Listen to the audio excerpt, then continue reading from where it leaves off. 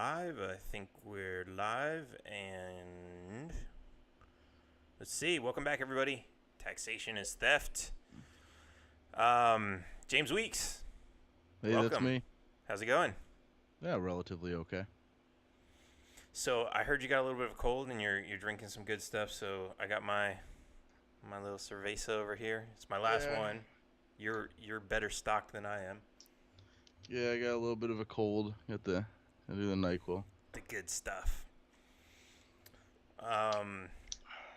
Cool, man. So welcome. You're always an interesting guy to talk to.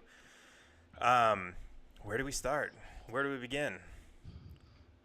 Let's. Well, I mean, what do we want to? Where do we Well, begin? you're. I don't want to say you're most well known for stripping on stage at the Libertarian Conference, but you're most well known for stripping on stage at the Libertarian Conference. Oh yeah, I suppose so. Let's talk about that. Because okay, so there's a lot of people who are just like, oh, what a despicable behavior, we can't allow that, and no one's gonna take us seriously. Not like anybody does in the first place, but what do you say to those people? Nice spooks, nerd. Man, I mean, I hear that and I'm like, okay, this party's supposed to be like all about freedom to do whatever you want. And it's like they want to be led by people that are so unfree that they can't, like, oh, you can't go on stage without proper attire because, blah, blah, blah. You don't have the freedom to do that. But we are the party of freedom. You just don't have the freedom to do that on our stage. Well, yeah, there's a lot of people that I think take themselves a little bit too seriously. They got nice stick up their butt. And people really need to have some fun every once in a while. But, the problem is, the Libertarian Party is so infested with social conservatives that, the sight of a little bit of freedom makes them, clutch their pearls and faint on couches and shit. So, there's a lot of these, pearl clutching social conservatives out there that really get upset at freedom. Which is weird that they're in, the Libertarian Party, because Libertarian Party is the party of freedom, party of, free expression, allegedly. Allegedly, exactly. Yeah, and what's really interesting is, so my friend got me to go to church with him the other day. No reaction there. Some of your friends, I won't say who, just went, "Oh my God, you went to church." Did you burn up on entry?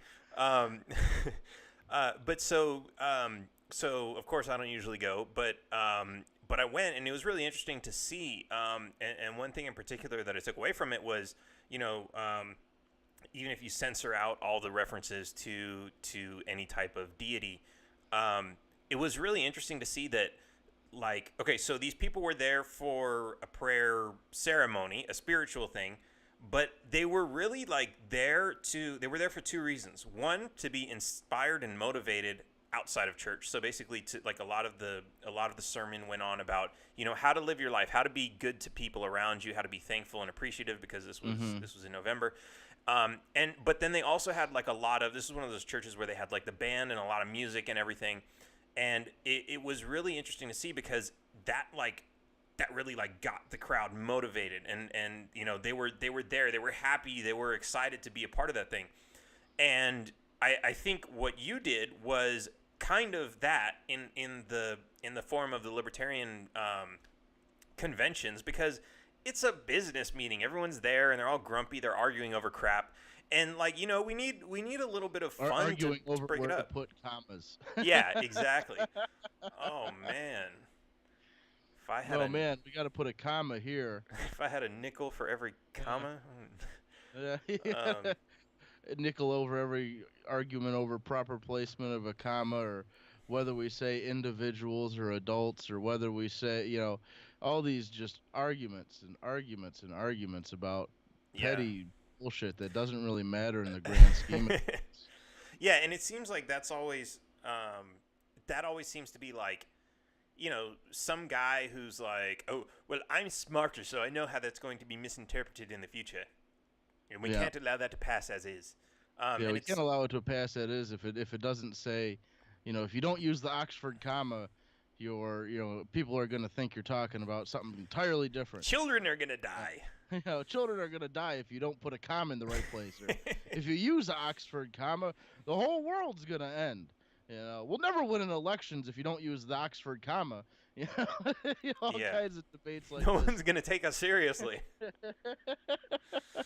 But so maybe it's we really do need to have a little bit more fun at business meetings like that, because I mean, really, we're libertarians. To be honest, we're LARPing politics. Let's fucking be honest here. We're not winning elections. We're not doing that. We're LARPing this shit. You might as well fucking have fun while you're LARPing. Come on. Yeah, it's and that's another interesting point too, because you have a lot of people that are like, no, we want to take this seriously. We want to put a serious candidate, and it's like, okay, first of all, when you do that, that doesn't improve our chances of winning anything. No, but, serious candidates come in fourth place, like yeah, we saw in New York. Yeah, but then also like it completely waters down the message, and it's like, and so my platform for the thing I'm working on is like, because I get the concept, right? Like, we want to appeal to a larger audience so that we can get our foot in the door with them and expose them. You know what appeals to a larger audience? Drinking hams. There you go. Exactly. It's like we don't need to sacrifice our values to get a message in front of them. We just need to speak their language.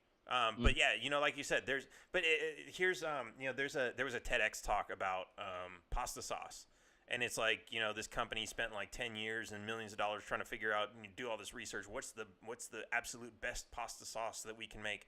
And it turned out, no, there is no best pasta sauce. There's 10 different flavors you have to make because everybody wants a different flavor. Somebody wants the one with olives and onions, and somebody wants the garlic or the cheese or whatever.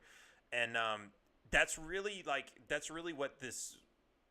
what I think politics comes down to is different people want to hear different things, and if it all comes back to we want to kind of bait the hook with the things that they're into, whether it's we get the drinking crowd, we got the marijuana crowd, we get all these different crowds by saying like, hey, like, yeah, we're in your crowd, but now, hey, here's this non-aggression principle. Let's teach you about that. Let's teach you about what anarchy really means. Let's teach you why we don't need government, any of that stuff. It gets our foot in the door because they're like, oh, he's one of us. He's not some fucking Republican with set up his ass. I think a lot of people kind of don't understand what the best purpose and the best thing that we can do in the Libertarian Party and in politics in general when we're using political action as a soapbox to spread the message. We can get people to listen to us a little bit better when we say, hey, we're so-and-so running for whatever position. It gets more media attention for our activism.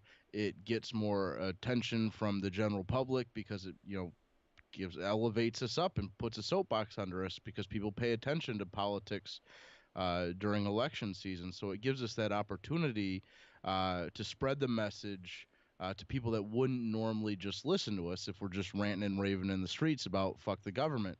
When we say, hey, I'm running for this position and fuck the government, people listen to fuck the government a little bit more. Of course, you don't just say fuck the government, but you can. I mean, why not? I'm not going to stop you. If you want to make your entire campaign just fuck the government and that's the only thing you say, more power to you.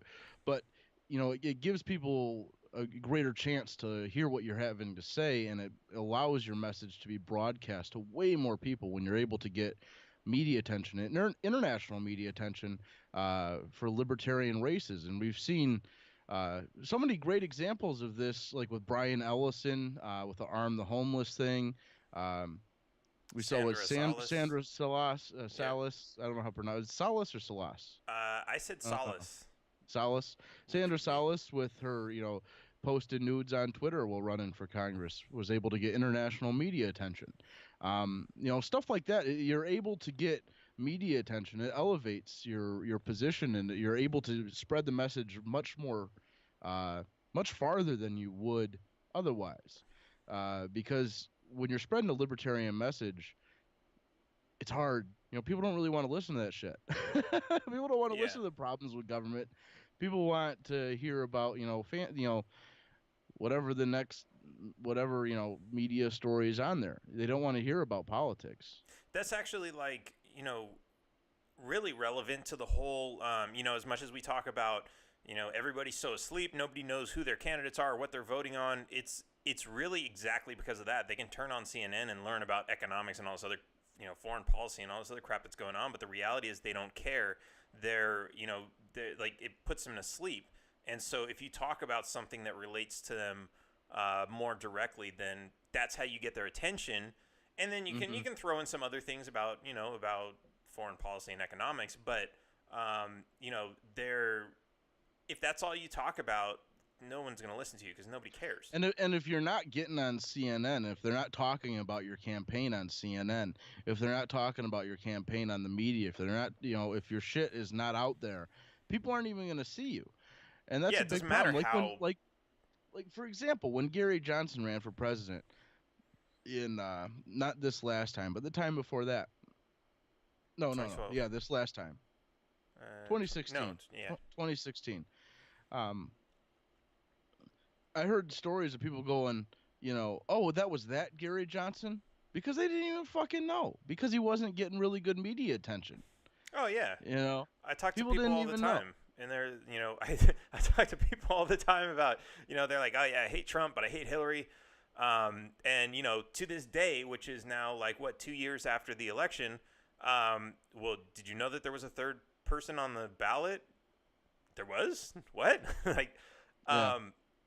And this is like after they went and after they cast their vote, they still don't know that there was a third person on there. Right, because he's not getting media attention. Yeah, it's nuts. And the media is not going to pay attention to you if you're just boring-ass milquetoast candidates. Yeah. That was what was, it was funny because I was pushing for McAfee, and he like my argument that I had with a lot of people was they were like, oh, but Gary Johnson's a former governor and he's going to be able to get lots of media because he's already got lots of connections and he's going to be able to raise money and blah blah blah. And I'm like, dude, have you been watching? Was that media? Yeah, I was like, have you been watching CNN? Have you been like, McAfee's already in the mainstream media. Let's just keep it going. And he's saying legit things.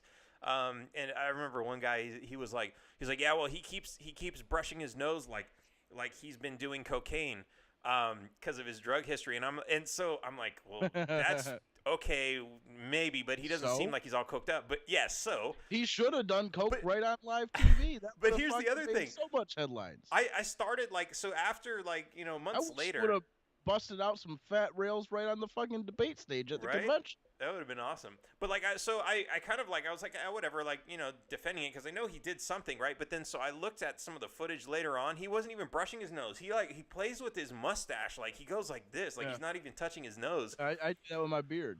Yeah, anyone with facial hair does. I do that even when I have this kind of little shit growing out, I'm sometimes just playing with it. Yeah, it's like, okay, they it goes back to that thing about everybody's decisions are made emotionally and not logically, and so they already decided they wanted Gary Johnson and not McAfee, and they just wanted to then they use the rationale to try and justify it. So they come up with anything oh, he was doing this behavior and that must mean something else, which is why I can't possibly vote for him. Just like confirmation bias kind of crap. Yeah. But you can't really expect that much. They wanted the most milquetoast guy they could run against, Trump and Hillary, to have the whole Trump and Hillary thing. Trump won because he was getting media attention. Yep. The media attention is what gets it. He got millions of dollars in free coverage. Yep. He's an and expert he at that. won. That is what wins. Trump is the perfect example of why we need media attention, and we can't be running these boring ass milquetoast bullshits that don't get attention, that no one, especially when you're running against someone like Trump, who's a media whore, who gets all the kinds of media attention. He's constantly getting, that's what he thrives on. That's his entire fucking career. That's what he's done for his entire life. He's ran businesses into the ground but got a ton of media attention, so people think he's some brilliant businessman. Absolutely. But he's bankrupted 18 companies? Well, that's and that alone is that's a strategic thing that shysters like him always do. They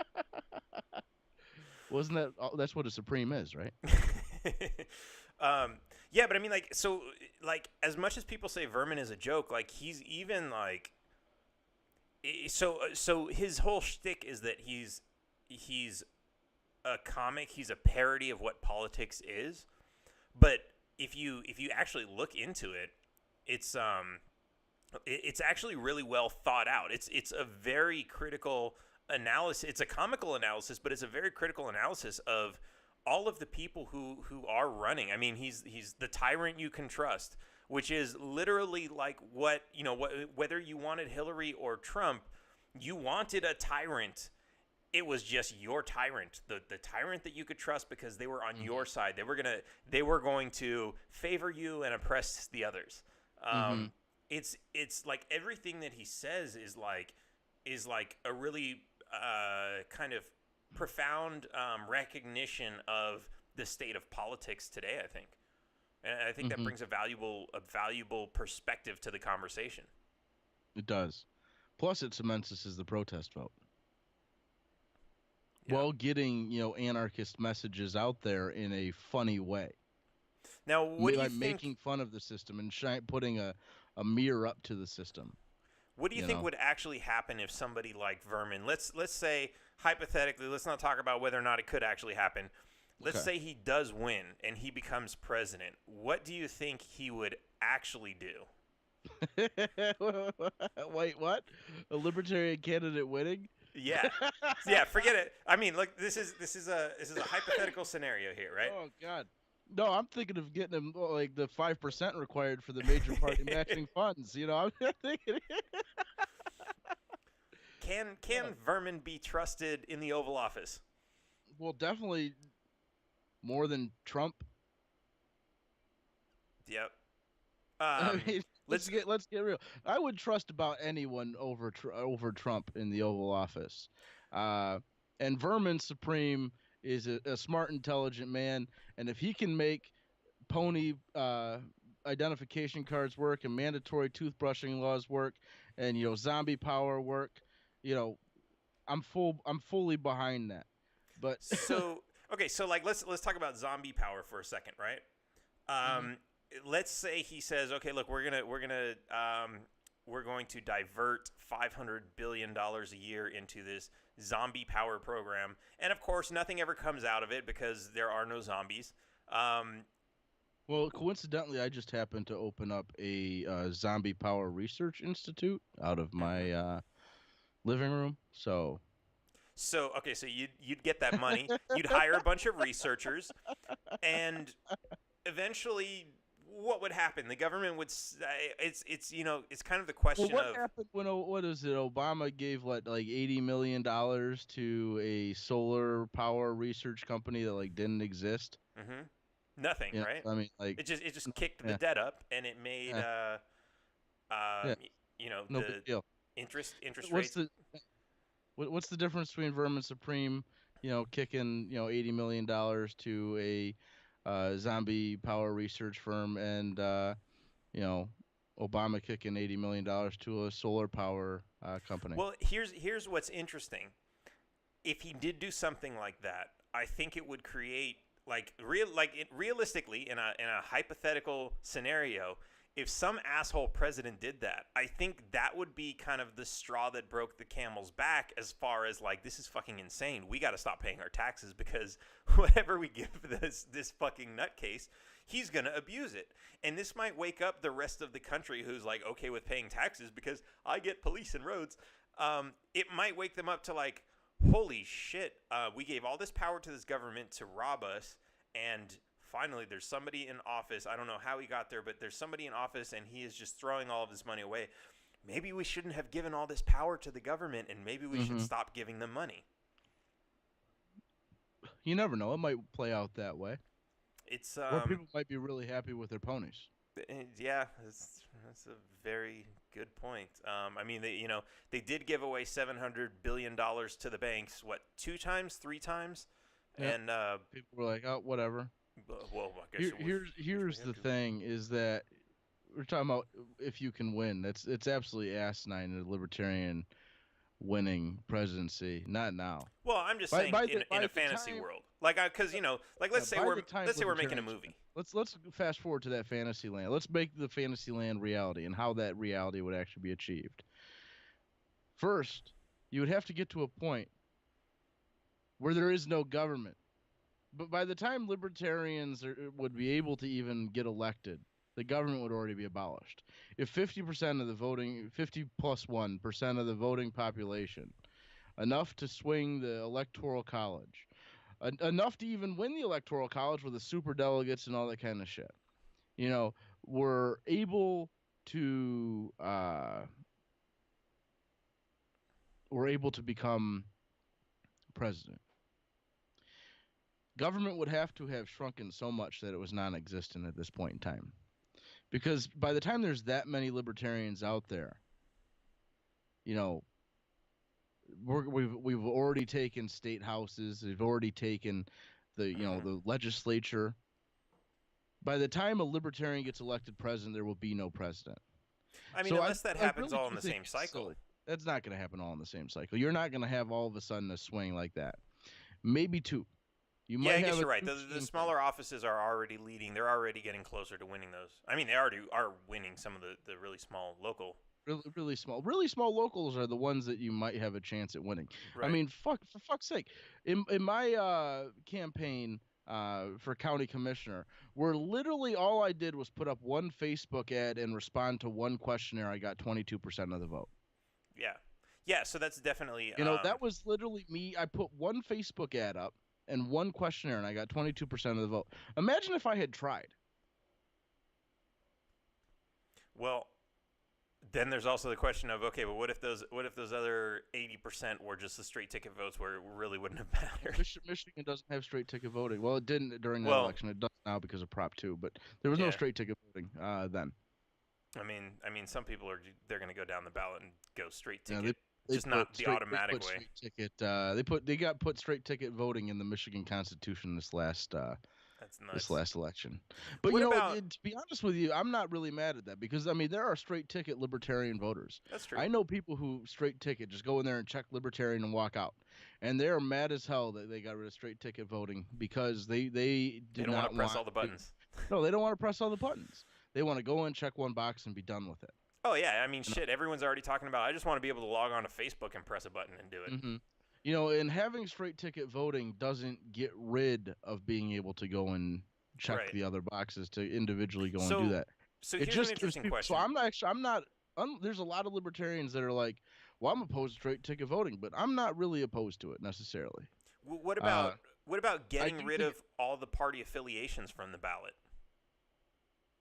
So it just has a name. I mean, that wouldn't be too bad. But, I mean, you look at what happens with – I mean, the parties would just mail out their mailers anyway, and you know whose party's who. That's true. So it really wouldn't matter. Maybe randomized appearance on the ballot line too. So it's not like in order of parties. I mean, if it didn't have the party name on there, you'd kind of eliminate the votes of the people who are absolutely clueless. But like you said, people would have the mailers, like the voting guides and all that crap, and they'd take those in. So you'd have those voters who are halfway clueless, but at least clueless enough to, or one little clue to bring the voting guide with them. To be honest, I'm not really so keen on voting at all. Yep. Like, it's not really a big deal. Like, all this vote shit. I mean, I want the Libertarian Party to be the protest vote. Don't get me wrong. But we're not going to vote our way into a libertarian society. The idea of, libertarian revolution through electoral success is absolutely fucking asinine in my opinion. Yeah, I mean, I kind of see it as, Well, I see it as a good thing. So, like, if we can get somebody in, so, like, let's say we get a libertarian into any, like, whether it's a state or the U.S. Congress, they're a voice, the voice of reason who can argue against all this other crap that's going to pass anyway.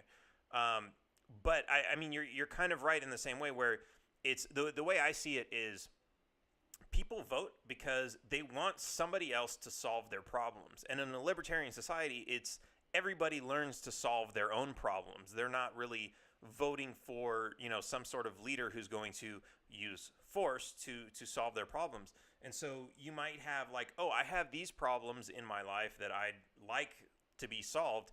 They would actually be able to say, okay, I can't vote for somebody to force the world to change, but what I can do is I can find somebody who's a thought leader in this, who can maybe give me some advice and guidance into making this part of my life better. And that's, whether maybe it's dealing with a noisy neighbor or dealing with your business and competition, whatever that may be. You're not voting, and you're voting with your dollar in a way. You're saying, I want this guy to teach me. I want this guy to show me how to solve my own problems, versus, going to the ballot and saying, we're going to elect this guy and he's going to tell everybody how to solve these problems the right way. And he's going to choose my problems over the other guy's problems. And he might hurt the other guy trying to make my problems go away, which is, yes, kind of the system of voting that we have. But kind of what I've always said is, like, even like, I don't think abstaining from voting is really solving the problem either. If you still have, if even like, I don't know, 30% of the population is going and they're voting, they're still picking rulers. They're still getting jobs working for the government. The government has what, something like 5 million employees, something like that. If those 5 million people are controlling us, it doesn't matter if the other 200 or 315 million are sitting it out. Those 5 million people are in powerful enough positions with enough guns and ammo to control us all. And yeah, arguably there's a lot of our neighbors who aren't part of the government who are the snitches, and they're helping that structure stay, in order. But I think I think the critical mass to kind of make that whole thing go away is a lot higher than, just 50% or 60%. I think it's actually much higher. But I think as people start to wake up and we start getting that momentum, I think it is going to start happening faster. And I mean, like, we already see people working for the military who are like, "Oh, this is bullshit. We're just out here murdering people and stealing oil." Like, there's already military doing that. So, That's been going on for 100 years or more, of military realizing that they're pawns for the capitalist establishment. I mean, you look at Major General Smedley Butler's book, War is a Racket. Was that written in, like, was it what year was that written in? Man, Like that 19 was something, early 1900s. I can't remember exactly when War is a Racket is written, but he was the most decorated Marine 1935.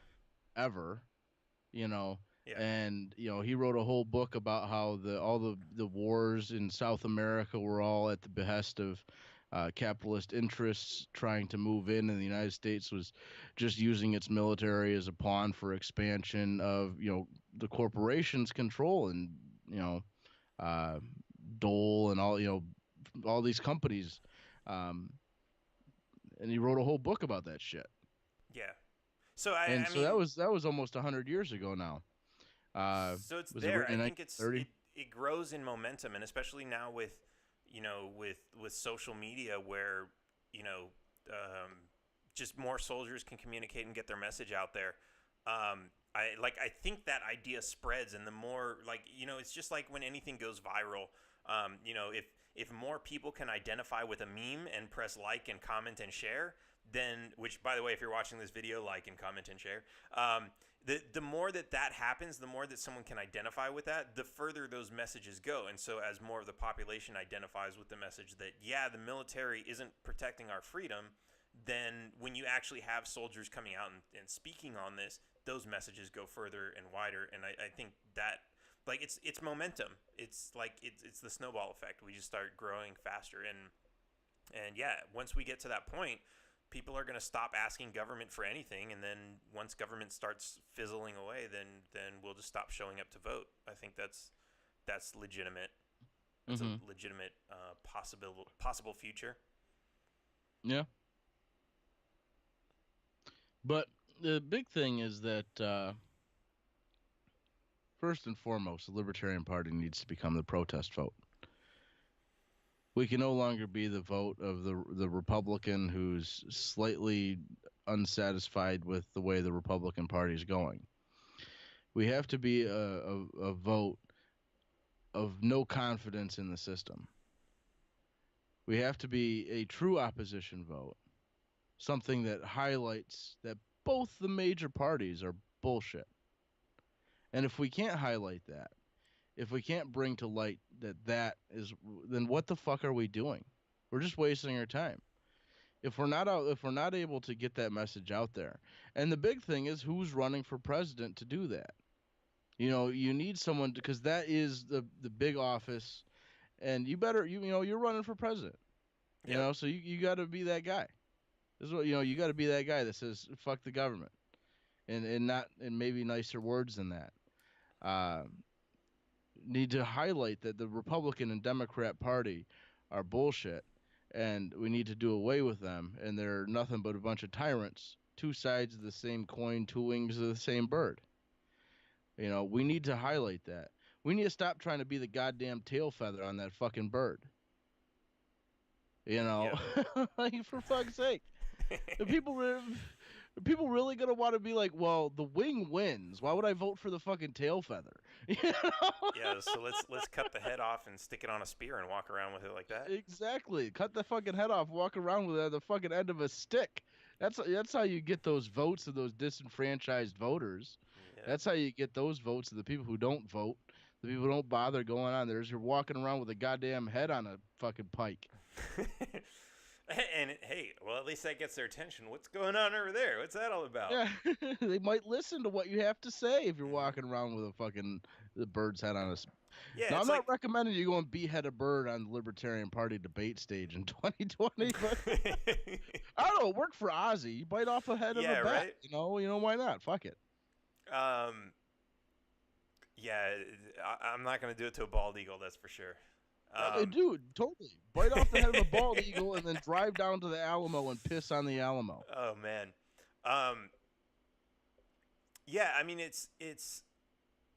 I just offended every single Texan listening. Yeah. I can't wait to read the comment section. Man, and it's. Oh man, you heard what they're doing to the Alamo now, right? Putting up signs that say James can't piss on it.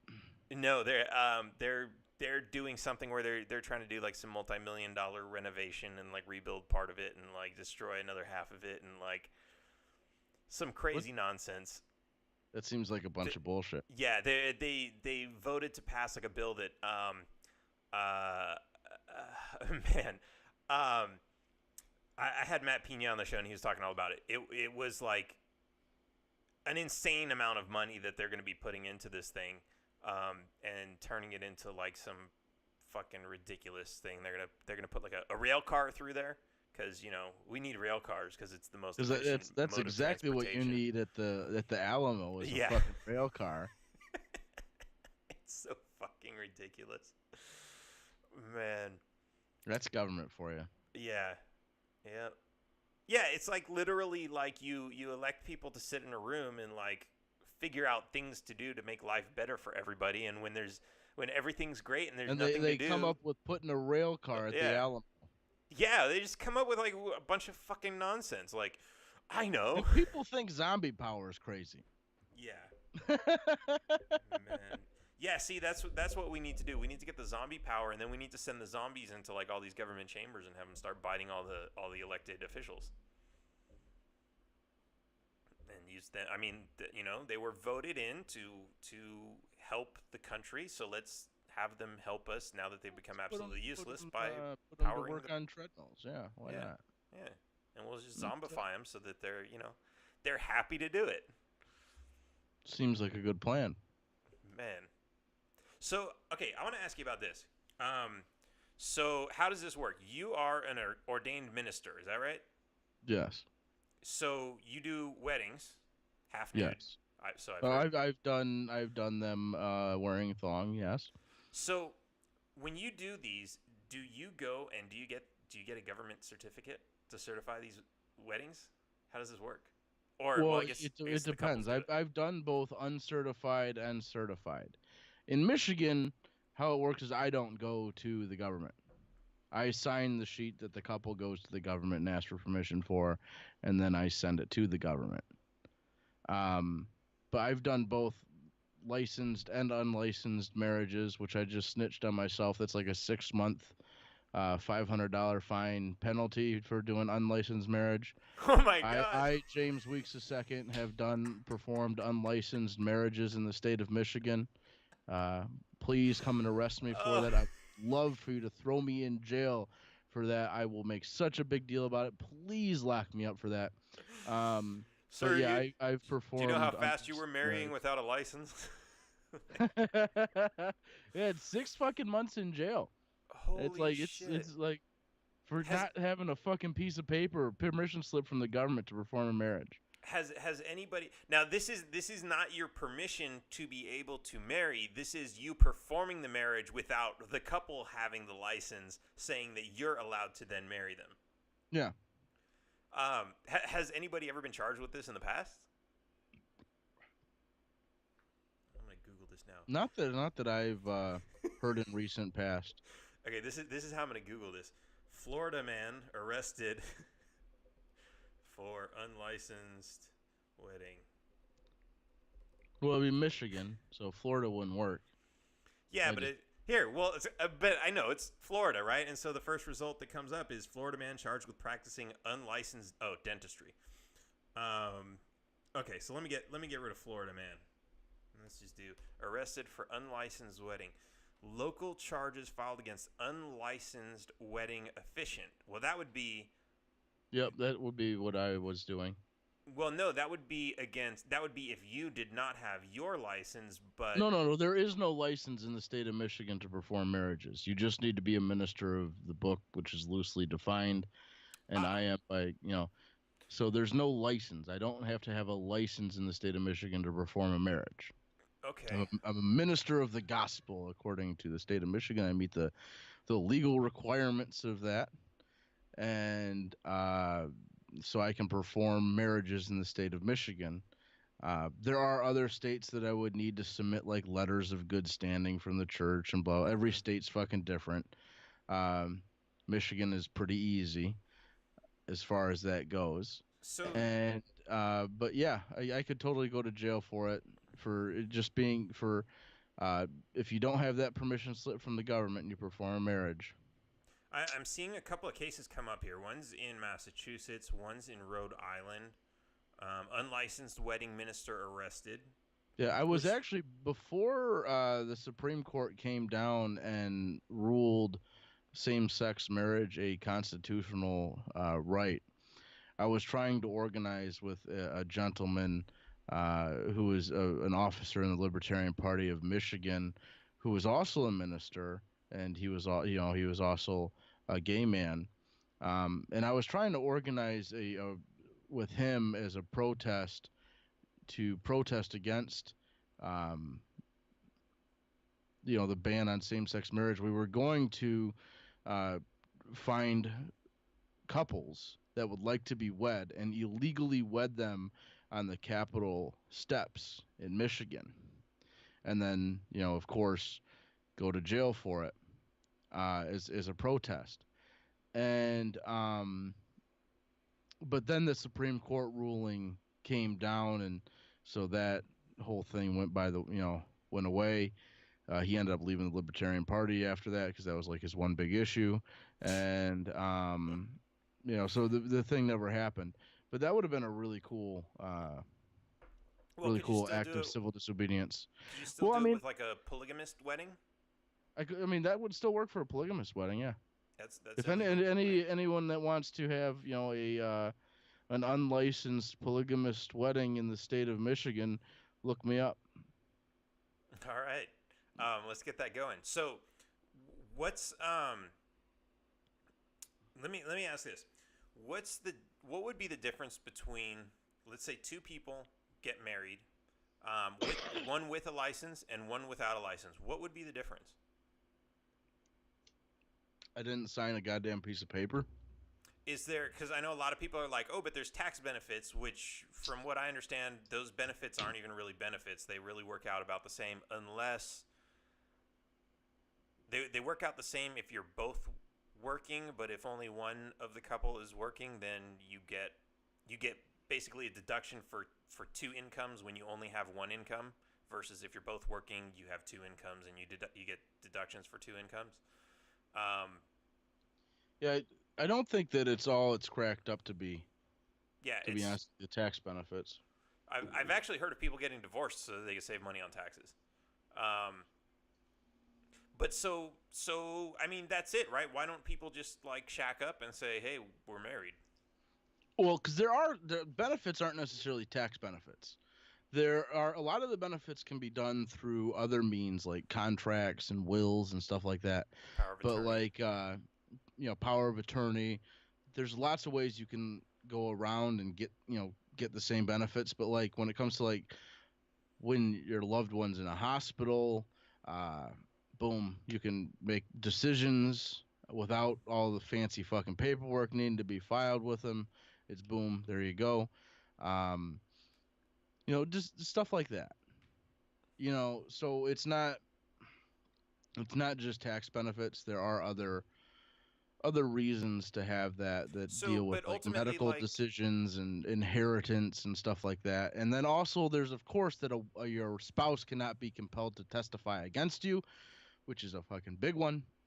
And probably the most important of the marital benefits is that because if someone's not your spouse, they can be compelled to testify against you. That's an interesting one to know. Anybody who's listening, We should all get married. yes, yeah, right. Hey, yeah, can we do like some like multi Legalize like? polygamy and have all libertarians get married. I'm gonna marry my drug dealer. Exactly. You ain't making me Man, testify.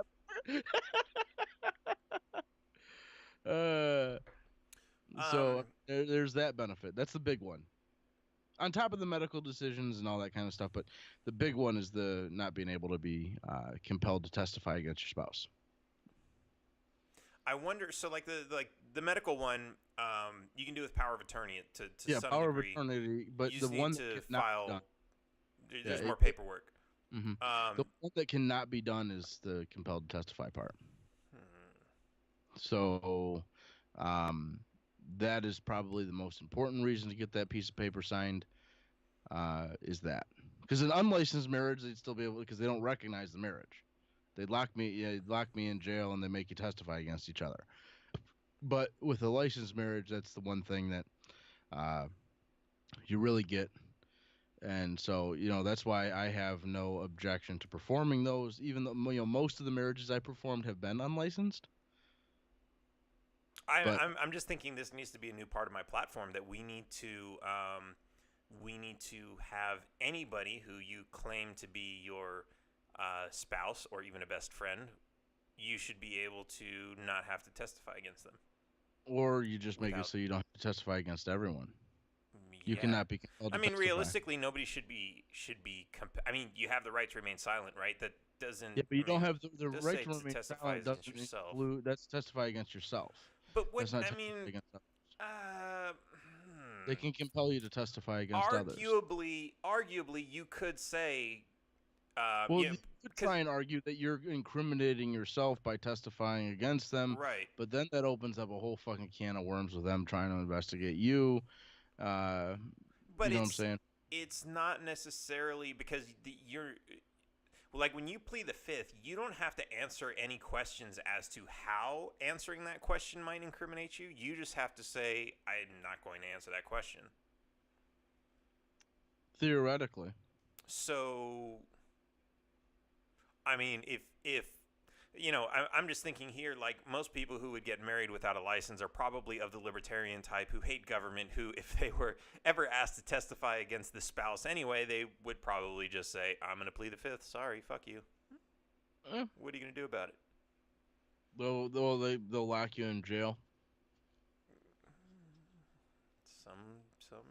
Well, contempt of court and all that kind of other shit. I don't know. Maybe that's up for some civil disobedience right there.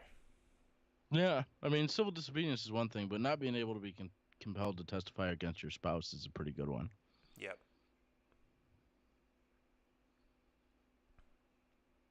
All right. I'm Now, not mind you, thinking that about your that. spouse can still testify against you if they want to. Right.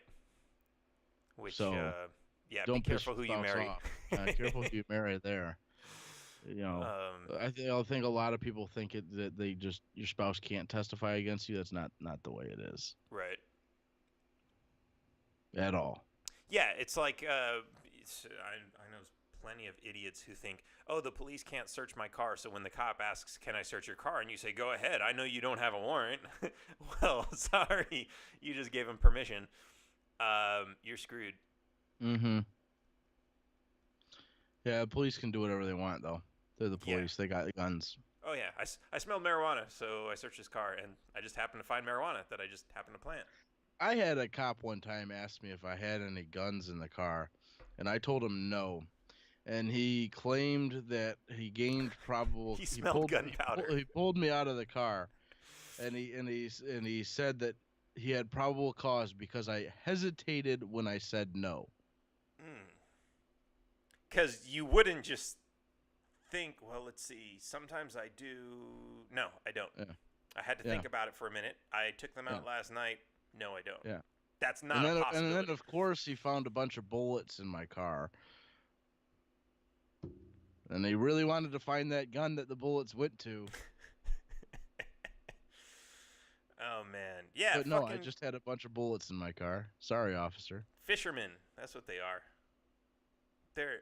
Yeah, I got stopped by these two cops, and they asked if they could search my car, and I was like, no. And they were like, well, why not? And I'm like, well, not that I have to give you a reason, but I got places to be.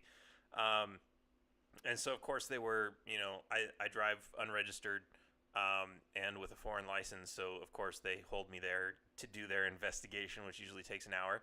And they're looking through my windows like the floorboard of your trunk. It's like an SUV, right? So the floorboard of your trunk looks like it's a little bit higher. Is there a hidden compartment in there? Like they're looking like through tinted windows. They probably couldn't even see in there. And they're saying this shit. And I'm like, are you fucking kidding me? But yeah, they're fucking fishermen. They brought the dog just to sniff around the car just in case. Because I guess I was on like a drug route where, half the cars they stop have some kind of drugs in them. They just figure you got drugs. Yeah, I mean they're like, well, there's a 15% chance you got drugs, especially because you don't have any license plates. You must be a criminal. But hey, the way I look at it is they held me on the side of the road for about an hour, and I can just imagine how many drugs were able to get past in the safety of that pathway that I cleared for them by getting those police off. Oh, that's a really good way to look at that. I should go get pulled over more often. Especially on the drug routes. And and just get like something that totally looks like a drug smuggler car and like spray paint drugs on the side of it and marijuana stickers all over it. Do that at the border too. Yeah. Because once as soon as they pull someone over, they start letting the other cars through, so they can't do too many searches at once. Mm-hmm. TSA even does that. If you've been at the airport, it's usually in the really early hours of the morning when there's like this massive rush, like the first planes are getting packed up like all at the same time, like right around 6 or 7, and like every single flight is going. The lines are just ridiculously long. They tell you, don't take off your belts, don't take off your shoes, just throw all your shit, go in the express lane, just throw all your shit in the boxes and just push it through. There probably isn't even a guy looking at what's going through the X-ray machine, and they're just rushing everybody through. Mm-hmm. It's fucking bullshit. So if you ever want to hijack a plane, that's the time to do it. Just saying. Not that I'm advocating anybody to do that, but it's fucking ridiculous. Like, oh, it's there for our safety. No, it's there so they can fucking charge us some money. So all the companies who manufacture this fancy new equipment that they're always buying can sell that shit. Because who else are they going to sell it to? They've got these new have you seen these things that they have now where like it's too simple to just like pull a tray out of the stack of boxes, out of the stack of trays, and like put your stuff in it and stick it on the conveyor belt. Now they have this system where like the trays are fed to you through this thing, and then you put your stuff in it, and then you have to lift it up and put it on top of this thing, and then there's a TSA agent there making sure that the stuff is going smoothly along over these rollers, and then like when it's your turn, the thing sucks your tray in and pushes it in, but it's like so fucking inefficient. But they're sitting there, oh, it's actually more efficient. It gets passengers through faster. And I'm like, fucking really? Because like from the time I get to the point where I can grab a basket and start putting my stuff in it, it usually takes me 5 minutes of standing here waiting, doing absolutely nothing. Meanwhile, I go through the airports in Mexico where they have the old system, and I just throw my shit in the bin. And from the time that they scan my passport or my ticket and tell me to go up to the X-ray machine, even if there's a line, like I'm usually through there in like a minute. It's ridiculous. I don't know. They don't have that shit in Detroit. Last time I flew. I don't remember if they did when I flew, but yeah, it's a fucking ridiculous system. But you know, some company came up with the design for that fucking thing. It probably costs $1 million per installation, and they probably charged $50 million, and made a nice little profit, and then made a nice chunk of change. Yeah, and then convinced TSA, oh, you need one of these in every airport because efficiency, which it's not, and yeah, fuck that. You should be able to fly with shotguns. Right? Couldn't you used to? Yeah. There's this scene... used to be able to carry on a shotgun. There's this scene on... I heard the reason that they banned... they used to allow the pilots to carry pistols. But they banned that because some pilot accidentally shot himself in the leg while he was like trying to do some fucking something. I don't know. And so that was when they said, okay, pilots can't have them anymore. One guy has to go and fuck everything up. Yeah, right. And yeah, but there's a scene in it's the beginning of I think it's the first Die Hard movie where Bruce Willis is on the plane and he like leans over to get his bag out of the top, and his jacket opens up, and like he's got his holster in there with his little gun.